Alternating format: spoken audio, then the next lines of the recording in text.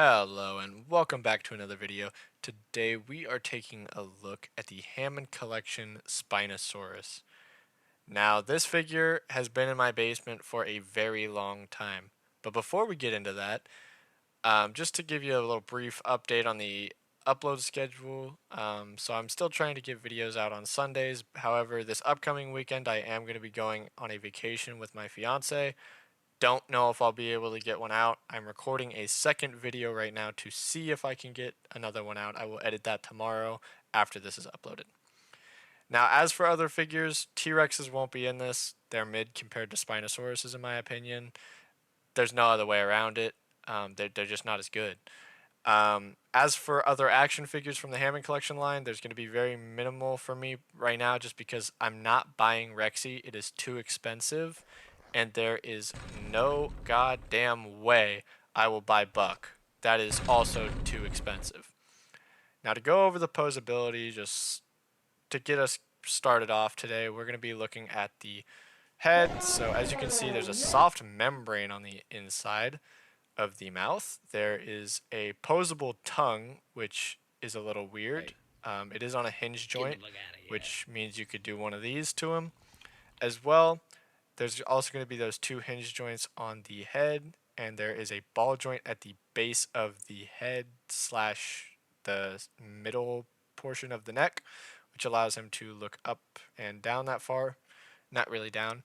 There is a very tight ass ball joint at the base of the neck, which allows for side to side a little bit of movement, mostly down. You can get him to look very far down with that ball joint. That's about how far you can get him. And then for looking up, that's not really this guy's expertise. You can't really get him to look up. You can get him to kind of look. So for the shoulder, you have a hinge joint at the base, which allows for a full rotation. You also get a loose hinge joint at the elbow, or at the elbow, which isn't too bad, but I mean, it's just one ball or one hinge joint. So you also get a hinge joint at the base of the claws, which is extra goddamn tight on both sides. Don't know why. You're also going to get a not useless, it is very useful, but you do get a ratchet joint at the base of the legs on both sides. Both pretty tight and they are nice. It is cool to have a ratchet joint. You get a hinge joint at the base of the kneecap, kind of. It's kind of a kneecap. You get a hinge joint that is extra tight at the ankle. It actually kind of hurts to do, to hinge joint that. And then as well, you also get a hinge joint at the base of the foot, which doesn't really allow for a pivot per se. It just kind of allows him to stand. All those tight joints let him stand quite nice and allow for some great posability. You also get the ball joint at the base of the tail and a big bendy wire. Well, it's not a bendy wire on these, it is a ball joint, but here's some of the poses you can get this guy into. He looks great all around. He looks natural when he's posing. And part of that also has to do with the phenomenal painting and sculpting on this guy. He looks like a real dinosaur, like in your hands. It's crazy. So to go over some of that, you also get soft teeth, soft rubber teeth. It would be nice if they were plastic, but it's okay. So you can see the eyes are those glass eyes that Hammond Collection does. The painting on the back looks great. The toes, there's more of the back. And the sail, you can see the neck and the jaw looks great, as well as the front claws look amazing. He's great all around. Only other place that's going to be painted on this guy is going to be the underside of his tail, and the side of his belly looks like it's dry brushed.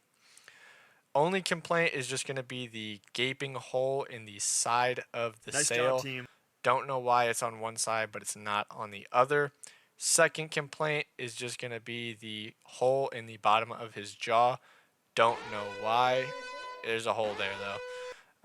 Other than that, the figure all around looks pretty good. Part of that has to do with the size. And he is a big boy. God damn, I did not know I needed a figure like this in my life. He is pretty big.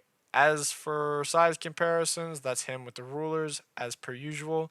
First figures, there's not going to be any other Hammond collections, so we got to go with the small ones.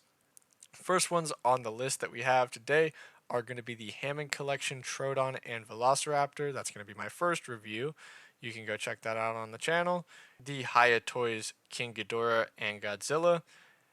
And all in all, this figure is great all around. I would highly recommend him if you are a collector. If you like Hammond Collection, this was one I highly recommend you would have gotten it when it was in stores. It no longer is. Like I said, this has been in my basement for a very long time. All in all, great figure. I would highly recommend him, and I hope you guys can find him for a decent price. Other than that, don't forget to subscribe, leave a comment, let me know what you guys think, and thank you so much for watching. Have a great day.